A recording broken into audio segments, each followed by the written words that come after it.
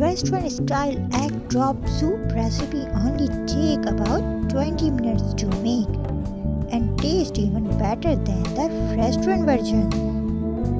Anyone who knows me will tell you that I absolutely adore a good bowl of egg drop soup. It was my favorite soup in the whole entire world as a kid. It's delicious soup. All you need to make this egg drop recipe is about 20 minutes in the kitchen, a handful of easy ingredients, then a delicious egg drop soup on the stove and ready to be served in no time. Let's make some soup.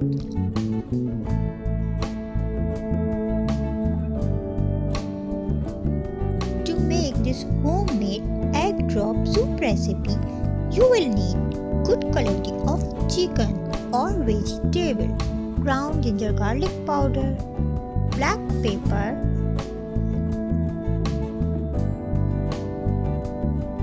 eggs, salt, corn flour, chicken powder, olive oil.